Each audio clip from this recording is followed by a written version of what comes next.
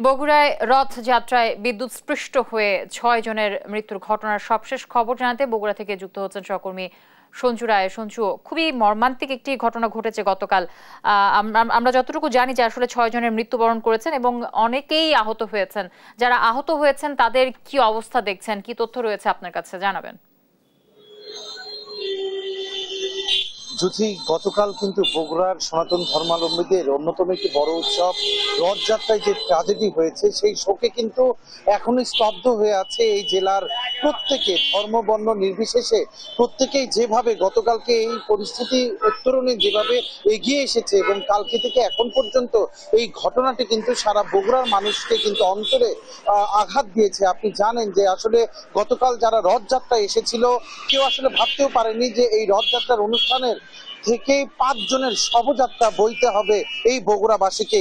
এখন পর্যন্ত যে আজকে সকালে বগুড়া শহীদ জিয়াউর রহমান মেডিকেল কলেজ হাসপাতাল প্রশাসনের যিনি আছেন উপপরিচালক, তার সাথে আমার কথা হয়েছে। তিনি যেটি জানিয়েছেন, ২ জনের অবস্থা কিন্তু আহতদের মাঝে অত্যন্ত নাজুক ছিল এবং সেই ২ জন বগুড়া সজীবেকের আইসিইউতে ভর্তি ছিল। তাদেরকে কিন্তু ইতিমধ্যেই ঢাকায় স্থানান্তর করা হয়েছে এবং এখন পর্যন্ত শহীদ জিয়াউর রহমান মেডিকেল কলেজ হাসপাতালে এখনো চিকিৎসাধীন রয়েছে ৩৬ জন।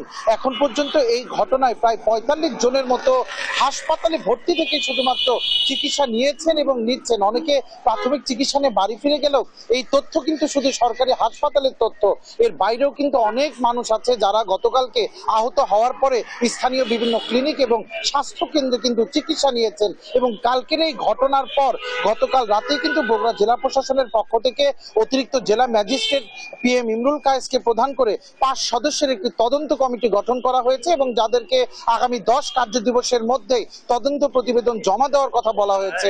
যদি আজকে কিছুক্ষণ আগে আমার কথা হয়েছে রাজশাহী বিভাগীয় কমিশনার ডক্টর দেওয়ান মোহাম্মদ হুমায়ুন কবিরের সাথে, তিনি যেটি জানিয়েছেন যে ইতিমধ্যে যে নিহত ৫টি পরিবার রয়েছে তাদেরকে প্রাথমিকভাবে জেলা প্রশাসনের পক্ষ থেকে ২৫,০০০ টাকা অনুদান এবং তাদের দাহ সহ তাদের ধর্মীয় যে আচার অনুষ্ঠানগুলো রয়েছে তা সম্পন্ন করার জন্য জেলা প্রশাসন সহযোগিতা করবে এবং আহত যারা চিকিৎসা নিচ্ছে তাদের যেন সুচিকিৎসা নিশ্চিত হয়, এটি কিন্তু সরকারিভাবে বিনামূল্যে চিকিৎসা দেওয়ার জন্য তারা তাদের পক্ষ থেকে সর্বোচ্চ চেষ্টা করবে। এবং জেলা প্রশাসক সাইফুল ইসলাম যেটি জানিয়েছে যে এই ঘটনার যে তদন্ত কমিটি গঠন করা হয়েছে, এই যে কালকে যে ঘটনাটি ঘটলো, প্রতি বছর যে অনুষ্ঠানটি হয় এই রথযাত্রায় প্রতি বছর কোনো দুর্ঘটনার ঘটনা না ঘটলেও গতকাল কার গাফিলতিতে ৫টা মানুষের জীবন গেল, যারা ধর্মীয় অনুষ্ঠানে এসে তারা তাদের প্রাণ নিয়ে ফিরে যেতে পারলো না। এই ঘটনার পেছনে কারা আছে তাদেরকেও কিন্তু খতিয়ে দেখতে এই তদন্ত কমিটি কাজ করবে এবং দোষী যারাই হোক তাদের প্রত্যেককে কিন্তু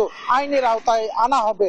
যদি এখন পর্যন্ত বগুড়ার সেউজগাড়ি থেকে গতকাল যে জায়গায় রথ দুর্ঘটনার যে বিদ্যুৎ পৃষ্ঠে ৫ জনের মৃত্যুর ঘটনা ঘটে সেই জায়গা থেকে এখন পর্যন্ত আমার কাছে এটি ছিল সর্বশেষ।